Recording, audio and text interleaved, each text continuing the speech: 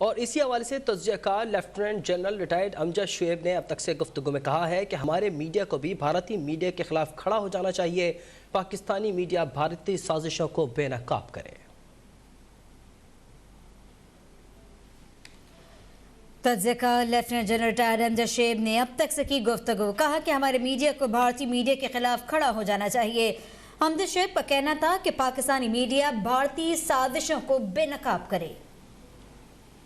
भारतीय इंटेलिजेंस ने चूंकि यह काम किया था, उन्हीं को जिम्मेदारी दी गई होगी, तो उन्होंने इंटेलिजेंस ने ही आगे कुछ लोगों को अपने साथ मिलाया होगा, उनको इस काम पे लगाया होगा, जिसमें ये अर्नब गोस्वामी भी शामिल होगा।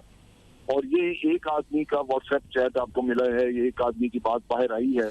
मेरा अपना अंदाजा है कि ये एक नहीं है, कुछ और लोग भी होंगे जिनको बताया गया होगा, फिर उन्होंने सबने मिलकर फैलाया, क्योंकि किसी एक आदमी के फैलाने से तो नहीं होता। ये काफी, इसमें मेरा ख्याल है कुछ नहीं तो 5-7 लोग जर्नलिस्ट वगैरह शामिल होंगे।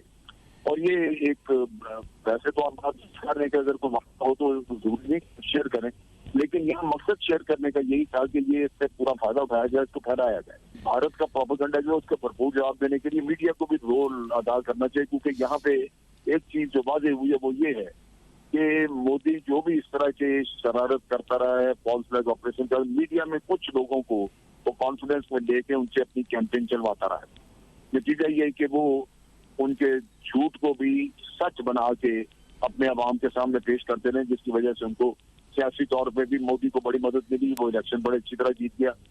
और वैसे भी पाकिस्तान को अपने अवाम में बदनाम करने में उसको बड़ी आसानी रही, क्योंकि मीडिया उसके साथ था। तो ये मीडिया को भी जिम्मेदारी समझनी चाहिए कि सच अपनी जगह पे बिल्कुल ठीक है, लेकिन जो अपने मुल्क में सच बोला जाता है उसको दुनिया के सामने इफेक्टिवली रखने में मीडिया अपना रोल अदा करे। और major general retired Ejaz Awan कहते हैं कि भारतीय सियासतदानों और इस्टेब्लिशमेंट ने मुनज़्ज़म मनसूबाबंदी के जरिए अपने ही फौजी मरवा दिए।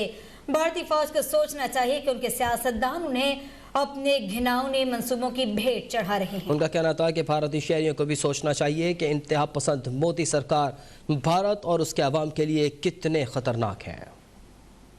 और लेकिन अब देखना ये है कि ये क्या है और इसकी इम्प्लीकेशन क्या है। इससे पहले उनके अपने वो जनरल जो नॉर्दर्न फोर्स में रह चुके थे, उनकी ईस्टर्न कमांड में रह चुके थे, उन्होंने उस वक्त ही कहा था कि ये जो एक्सप्लोसिव इस्तेमाल हुआ है और जो गाड़ी इस्तेमाल हुई है, ये एक्सप्लोसिव और डेटोनेटिंग कोड और जो भी टेक्निकल चीजें बीच में आईडी में यूज हुई थी, वो रोड एक्सटेंशन के लिए हिंदुस्तान में ऑलरेडी इस्तेमाल हो रही थी।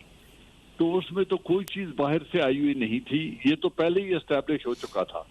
और ये हिंदुस्तान का पुराना एक वतीरा रहा है कि वो फॉल्स फ्लैग ऑपरेशंस करते हैं और उसको पाकिस्तान के ऊपर डालने की वो मजमूम कोशिश करते रहते हैं। लेकिन इससे जो पहला फायदा उठाना था, जो पॉलिटिकल माइलेज लेना था, वो तो नरेंद्र मोदी ने हासिल कर लिया, क्योंकि उन्होंने ये किया, पाकिस्तान के ऊपर इल्जाम लगाया, फिर एक एयर स्ट्राइक प्लान की और उसका जवाब भी उन्हें मिल गया। लेकिन इंतखाबात में उन्होंने टेबल टर्न करके अजीत डोवाल और नरेंद्र मोदी ने इसका एडवांटेज ले लिया।